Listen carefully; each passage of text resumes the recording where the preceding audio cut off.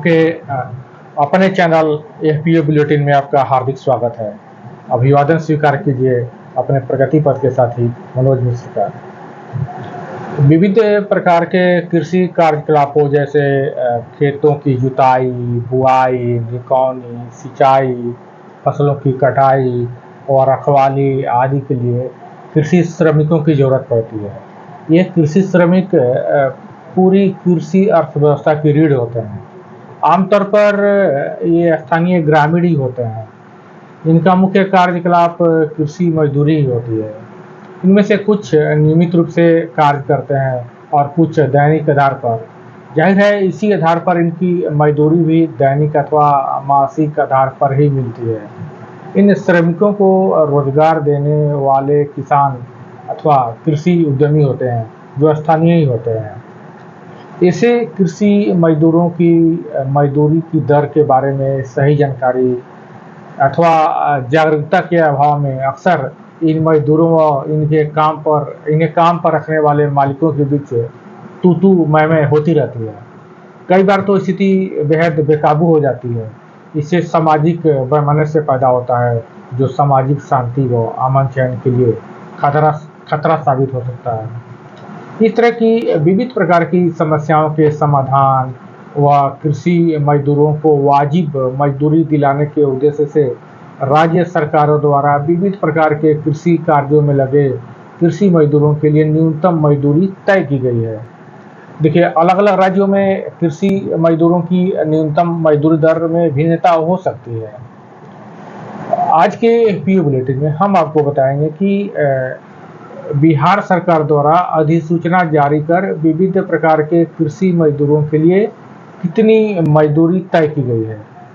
आपको समझने में सुविधा हो इसके लिए काम की प्रकृति के अनुसार कृषि मजदूरों को 4 श्रेणी में बांट लेते हैं। तो पहला जो श्रेणी है वो है कृषि फसलों की कटनी के कार्य को छोड़कर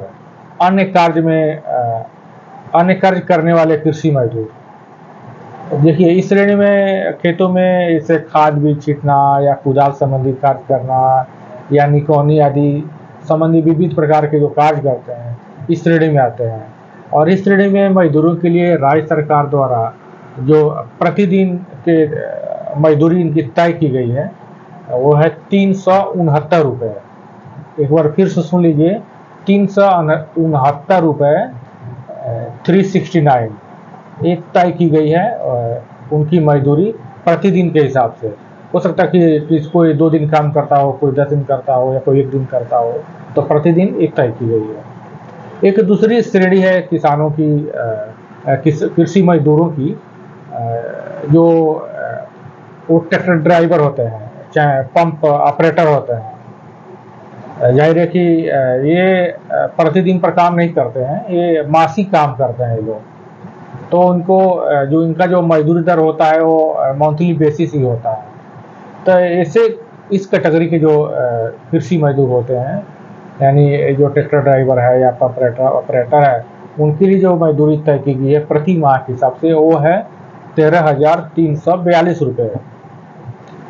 एक बार फिर सुन लीजिए, इनकी मजदूरी प्रति माह तय की गई है 13,342 रुपये।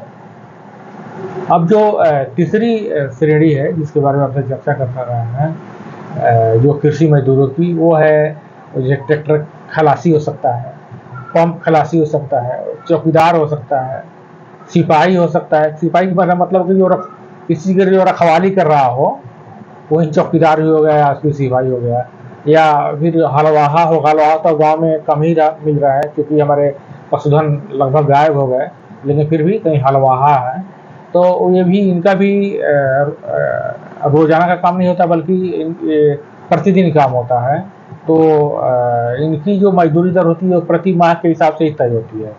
तो इस श्रेणी के जो कृषि मजदूर है इनकी जो मजदूरी तय की गई है प्रति माह के हिसाब से वो राशि है 10,383 रुपये।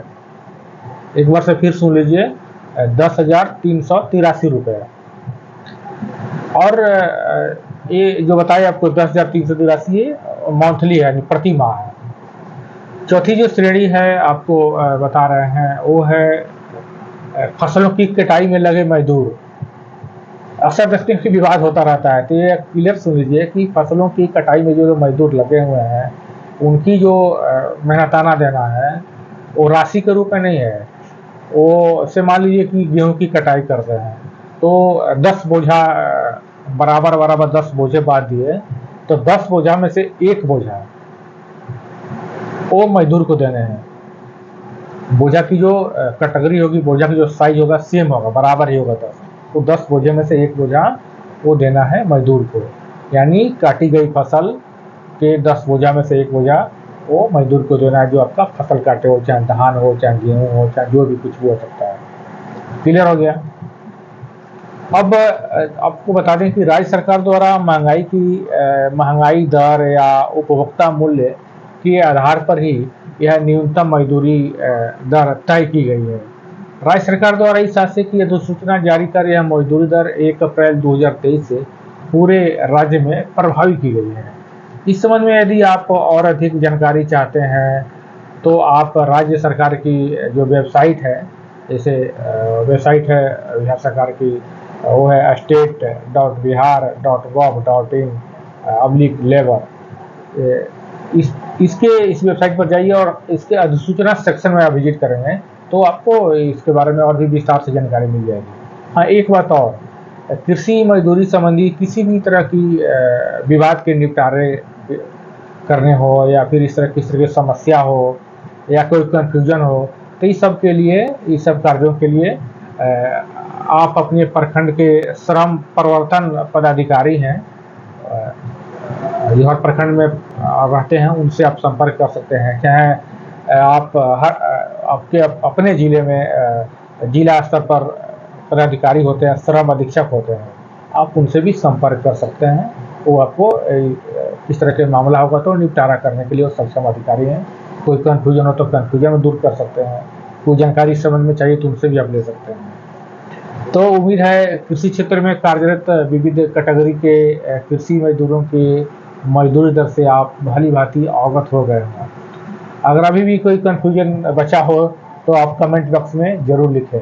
और हाँ, यदि आप इस चैनल पर नए हैं तो चैनल को सब्सक्राइब करना और बेल आइकन दबाना न भूलें। इस वीडियो को अधिक से अधिक शेयर करें ताकि अधिक से अधिक लोग इस बारे में अवगत हो सके, ताकि किस तरह की विवाद की समस्या उत्पन्न ना हो।